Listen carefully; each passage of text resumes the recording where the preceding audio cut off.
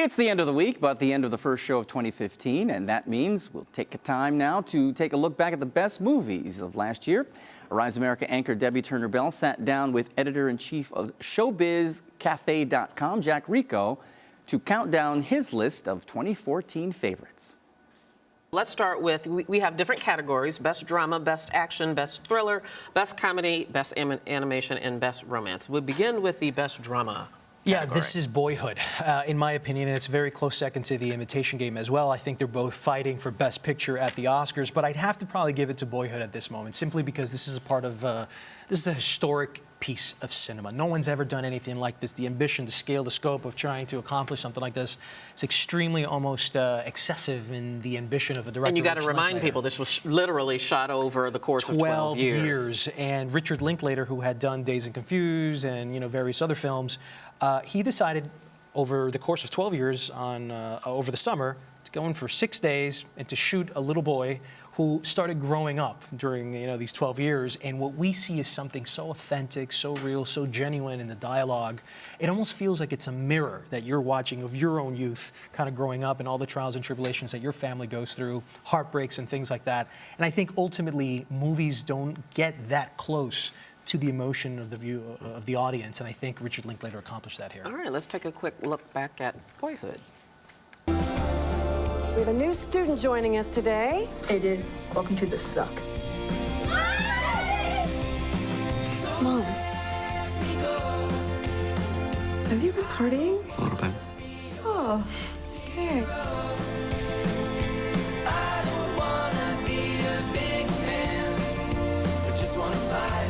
What do you want to be, Mason? What do you want to do?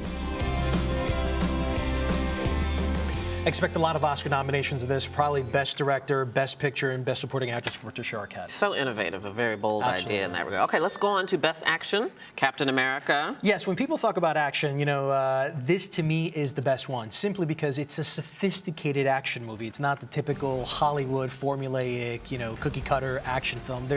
Marvel really knows how to do these films, and Captain America: The Winter Soldier, which is a sequel to this, it almost feels like a Tom Clancy political thriller. And action movies, especially for Marvel, don't go into that sort of genre. Mm-hmm. But here it combines superhero, CGI, special effects, wonderful acting, and a lot of great action scenes. But with this almost human condition thriller that the hero goes through, that makes it distinguished from anything else we've seen in the superhero genre. And I think this is probably the best action film that you can see for kids and adults. Okay, now this is not comparing it to this year, but is it along the lines of that first great Spider-Man? Because that's what I thought of as you were talking about it. Yeah, along that, but even better. Even better than that. Even better if you can imagine that. All right, put that on your list, everybody. Captain America: The Winter Soldier. So in the best thriller category, I know you love this. Yes. Gone Girl. Did you like it? You had problems with it, right? I like the book better. Right. Well, And both are weird. Yeah. Both are definitely weird. Yeah. What it is, it's actually a twisted story about marriage. It explores themes about the fraudulence of people, about the sensationalism of the modern media culture. But ultimately, this is, to me, a film that really, really makes you think. It's so extremely thought-provoking from beginning to end, with this wonderful dark humor that you don't see in thrillers very often. I thought the performances of Rosamund Pike and David Fincher, those are probably the ones that are going to cement it as one of the best films of the year. In terms of a thriller, I could see this movie 4 or 5 times because there's always nuances I miss. And when I catch them, it makes it even better. This is one you definitely should sink your teeth into. Interesting. So you know what? I need to watch this again with you. Yes, absolutely. And get the appreciation that you have for it, because there were many moments in it that I was like, a second watch is definitely... Okay, all right. Well, maybe we can do that. We'll get our spouses together. We'll do that. Okay, let's move on to the best comedy. This must have been a big year for comedy because you couldn't choose just one. No, Top 5 from Chris Rock, I thought, was an homage to Woody Allen. And in this one, we see him sort of walking through the New York streets with a journalist who she herself has a bit of a twist, but he just doesn't want to be funny anymore, and they're forcing him to be funny. All right, let's take a look back at Top 5. I don't feel like doing funny movies anymore. I don't feel funny. Save some of that stuff for your Times interview. I just want a decent story. You give me a couple of really honest things, I will be more than fair. This is Chelsea Brown. She's doing a story on me. No snitching. Come to me, baby girl. I'm gonna turn over like an apple pie. You know what? You just ate an apple pie, you fat mother. I love myself. Things are changing. You need to wake up and smell the No, progress. no, no, no. You things never change. Thank God things Hey, change. look at this black man trying to get a cab in New York City. Taxi, taxi, yeah! Do you think the wedding is hurting me? So if you've seen Woody Allen films like Stardust Memories or Annie Hall or Manhattan, they take place in Manhattan. It's usually, two people walking, him and Diane Keaton, Woody Allen, Diane Keaton. But this is even a better version of that because it includes diversity, more of a reflection of what America is. And the neighborhoods aren't all Fifth Avenue and Park Avenue.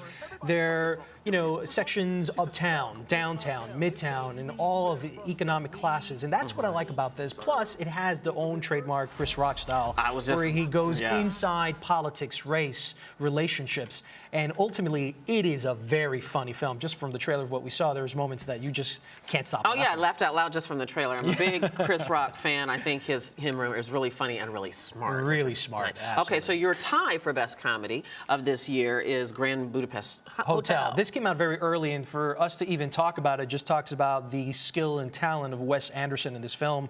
Ray Fiennes is the star of this role, about a man who's basically a man who's in charge of this hotel, and the quirks, the characteristics, the style of Wes Anderson is all over this, and just everything almost looks artistic, like it's a postcard frame, but with a lot of funny moments. And so, it's very hard to kind of just say to yourself, how can this movie not be talked about during the Oscars? All right, very good. Let's move on to the next category, Best Animation. My daughter would completely agree with this one, the Lego Movie. You mean Everything is Awesome movie? Exactly. That's all I can do not to sing it. Everything is awesome. The Lego Movie. To me, this is one of the best, if not one of the best films of the decade in terms of animation.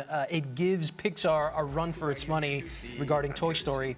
And what it is it's underneath all of what you see on the surface of the comedy and the frenetic pace of this film is some really adult jokes that really come through, but you kind of have to look for it. And I love those nuances in this film. So ultimately, it's for kids, yes, but adults are really going to appreciate this film.